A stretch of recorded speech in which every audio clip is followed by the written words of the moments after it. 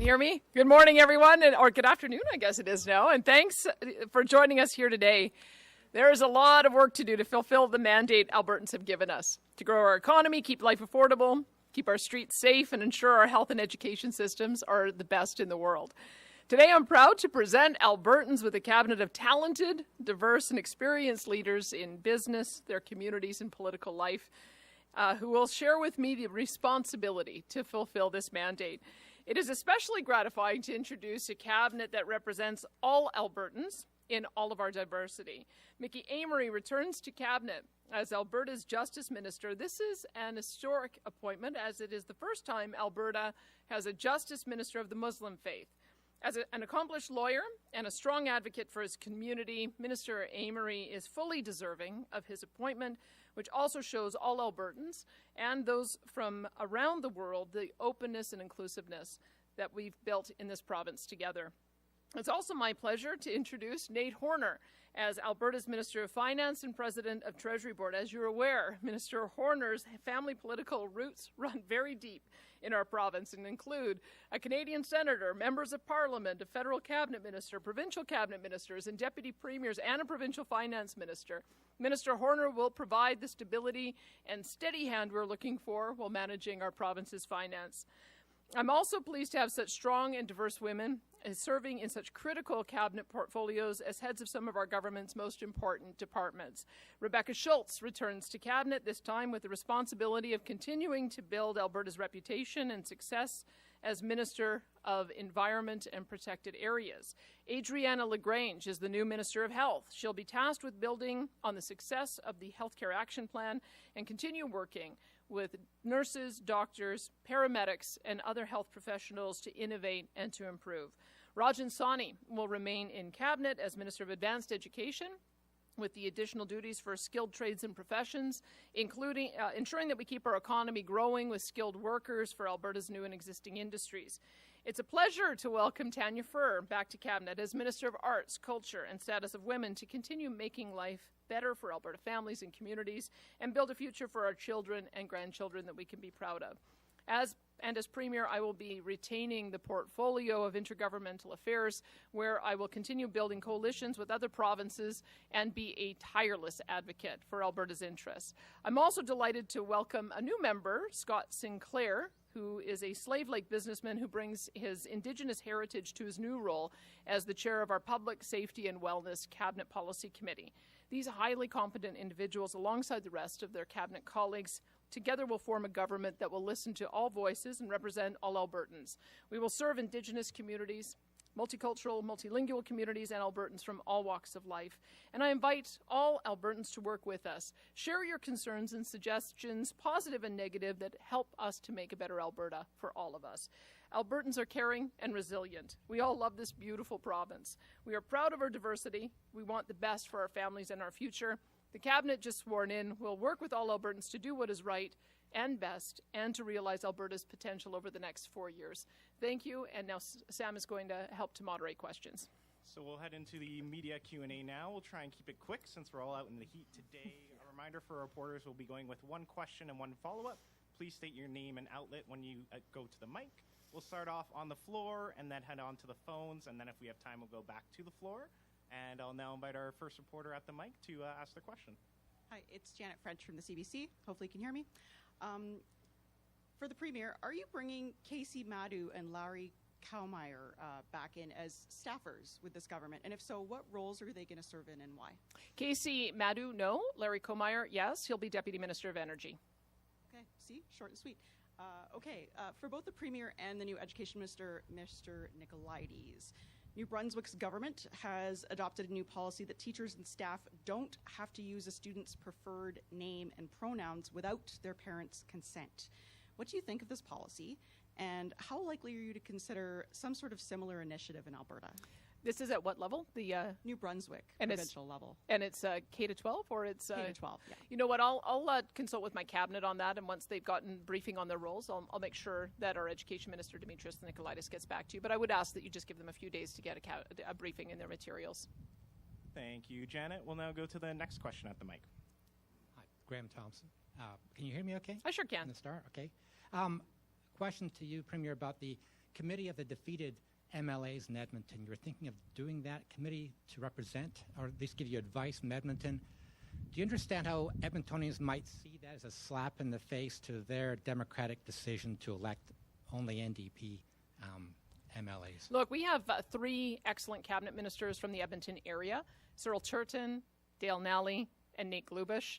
They're going to be spearheading my outreach into Edmonton. We also have great relationships with Tim Cartmel and Sarah Hamilton, who are on our task force. And we're going to continue consulting with Mayor Sohi, who has written me letters and who often makes sure that I know his priorities. In addition, we have a number of staffers who live and work in Edmonton. I've got lots of opportunity to hear from Edmontonians about Edmontonians' priorities, and so I feel very confident that we're going to be able to make decisions for all Albertans. Thank you. And speaking of hot, sunny weather, you made a comment this week, or didn't really make a comment this week on Ryan Jesperson's show. He was asking you about the wildfires and how climate change is playing a part in that. The experts are telling us the climate change is going to drive bigger, nastier fire seasons, of course, across the country. You talked about an investigation into arson. But do you accept that climate change is driving the larger wildfire seasons, not just here, but across the country? Well, look, I think we have to make sure that people understand that human activity causes the vast majority of our wildfires. If we've had 609 wildfires this year, 350 of them so far have been determined to be human-caused, 104 caused by lightning, 155 are still under investigation. We make sure that every fire that we do not know the cause of, that we bring in forensic investigators to be able to examine that. We have forensic fire investigators on staff at Alberta Wildfires, and through our national agency, the Canadian Interagency Forest Fire Association, we've made an additional request for forest fire investigators along with other labor resources, and this request has been met. We want to make sure that we understand the cause of all fires, and we want to make sure that people understand that when conditions are dry and we're not getting rain, that they have to be very careful when they're out, when they're throwing cigarettes out the window, when they're having campfires. And that is, I think, the overriding message that people need to understand is that most wildfires are caused by human behavior. That being said, we put forward just before the election our Alberta emissions reduction and energy development plan. I've already spoken to the Prime Minister about how we may work together to achieve carbon neutrality targets by 2050. My overriding concern is that the federal government does not come in with legislation that is going to hamstring our economy. There are 2 pieces of legislation I'm very concerned about that they've talked about. They've talked about bringing in a 42% emissions cap on our oil and natural gas industry by 2030. That is unachievable. They have talked about bringing in a net zero power grid by 2035. That is equally unachievable. And so those are the things that are my priority right now, is that we want to work together on addressing issues of emissions reduction, but we have to do it in a way that allows us to use innovation and technology and have enough time to be able to implement it. We take it very seriously in this province, and we're going to continue to. Thank you, Graham. And now we'll go to the next question at the mic. Safe Kaiser, Global News. Good afternoon, Premier. Wondering, Adriana LaGrange, who has an anti-abortion past here. She's been the president of Red Deer Pro-Life, currently a board member of Alberta Pro-Life.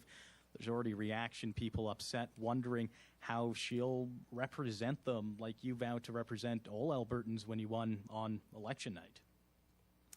Everyone knows my position on the issue of choice. And my position hasn't changed, nor has the position of our government. Everyone also knows that Adriana LaGrange is one of our most competent ministers. She's done a tremendous job in education. We have an enormous task ahead of us in healthcare to implement our agenda. Everyone also knows what our agenda is in healthcare. It's to make sure everyone has a family doctor or primary care practitioner. It's to expand our continuing care system. And it's to make sure we continue to make progress on EMS response time, on hospital wait times, and on surgical wait times. Those are the things that she will be focused on, and those are the things that our government will do. So are you here committing right now you will not be changing any abortion laws? We will not be changing any laws regarding a woman's right to choose. Thanks, Safe. And now we'll head over to the next question at the mic. Hi, Audrey Neveu, Radio-Canada. I had a question for the new Education Minister, Dimitrios Nikolaides, or to you, Premier. There's been thousands more students who have joined Alberta in the last few years, especially in Calgary and Edmonton. So what's your plan to help the school boards meet that growing demand? Well, I think one of the things we have to remember is that from 2014 until very recently, we were seeing people leave our province. We had 39 consecutive months where people left our province, and because of the policies that we implemented, people are excited to move here again.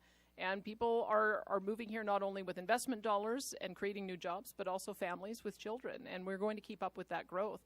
We had already announced in the previous term 106 new schools and modernizations. In our most recent budget, 57 new schools and modernizations. And as the demand increases, we're going to keep up with that growth.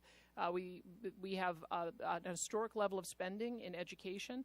We are providing supports for complexity in the classrooms, for transportation grants, for mental health. Education remains one of the top priorities of government, and we're going to end up keeping up with it. And we've seen your list of new cabinet ministers. We haven't seen if you have parliamentary secretary. So I want to know if you will have one for francophonie, because last time you ended up cutting that job and giving it to culture like it was before. But there's been a lot of people that are not happy with that in the francophone community. They feel like they have been not listened to that way. So will you have that job? And if not, what's your plan to have a proper channel of communication with the francophone community in Alberta? Well, I think I've got two ministers who are bilingual, Nate Glubish and Dan Williams. Yeah. So I've got two cabinet ministers who are bilingual, and so we'll make sure that that bilingual services continue to be, or bilingual requests continue to be met. And we will have parliamentary secretaries, but I just need a little bit more time to consult with my cabinet ministers on what their needs are. Parliamentary secretaries offer a support to a minister in their area and often have a very defined purpose, but I don't want to prejudge what that's going to be. I want to consult with my ministers first. Thank you. Thank you. Thank you, Audrey. And next question at the mic. Hi, thanks for taking my question. It's Lisa Johnson from the Edmonton Journal. Back on May 18th, Alberta's Ethics Commissioner determined that you interfered, Premier, in the justice system in a way that she called a threat to democracy. She mentioned that there was not suggesting sanctions until the fall when the legislative session comes back, but she did recommend that MLAs be trained on the structure of Canadian governments. Are you going to accept this recommendation and train your cabinet ministers and MLAs or put them through a training course of some kind? Yes, and I've asked my Justice Minister, Mickey Amory, to also give advice and counsel on one of the other big issues, which is since the Justice Minister has a dual role as my Chief Legal Advisor and Chief Legal Advisor to my government, as well as Attorney General, I've asked for him to give some guidance on how I may consult with him on matters in the public interest, and so I'm looking forward to that memo, and I'll make it public when it's available. Sure, and I'm curious to know what, if any, sanctions you might accept from the Ethics Commissioner when they come down. But I also have another question regarding the fiscal picture. Your first bill, you've promised to bring in, Bill 1, will make it that you have to take it to a public referendum before raising taxes. And we know that in February's budget, West Texas Intermediate was projected at $79 a barrel, as you know. Some economists that we talked to say that $75 a barrel is needed to balance. This morning, it was hovering around 71. So I'm just wondering, in the hypothetical here, if and when the province slips into deficit territory, and say hypothetically you have a referendum on raising taxes, and Albertans say no, we don't want to do that. What is the first thing that you will cut? What will be cut from Alberta's budget? Will it be infrastructure spending, doctor salaries, the physician pay agreement, teacher schools? What is the first thing that will go? Well, first of all, I don't think it's up to me to determine what sanction might or might not be coming. Secondly, Bill 1 is going to be, as promised, a bill that would make it subject to referendum if tax rates were changed for personal or corporate income taxes, along with a sales tax.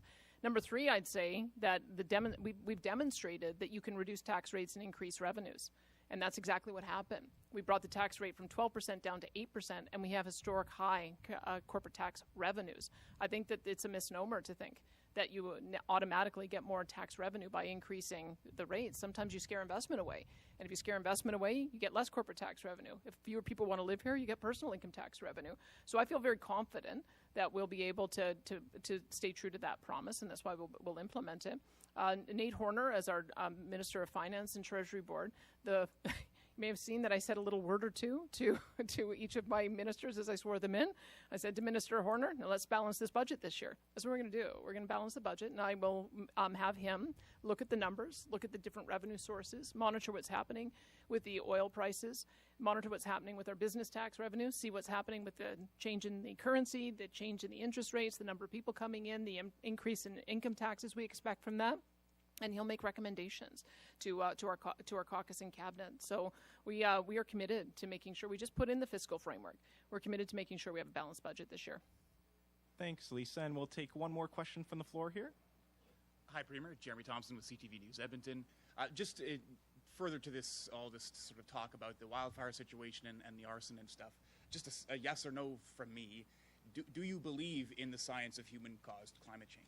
Well, yes, we have to reduce emissions. That is one of the commitments we've made as a government, and it's one of the commitments that I've made to the Prime Minister, that we will work with him on getting to carbon neutrality by 2050. The concern I have is that the Prime Minister has indicated that he wants to move much faster on two initiatives that would not allow us to achieve our goal and would hamstring our economy and devastate the lives and livelihoods of families here. And so I will work collaboratively with the federal government on the objective that they have set. And I've put out a hand of goodwill to ask him to work with us on that. And I'm hoping that happens. Why, a little side note here, why maintain sort of this size of cabinet today? Some criticism coming from the Taxpayers Federation about the cost of, minister salaries for taxpayers when maintaining such a large cabinet.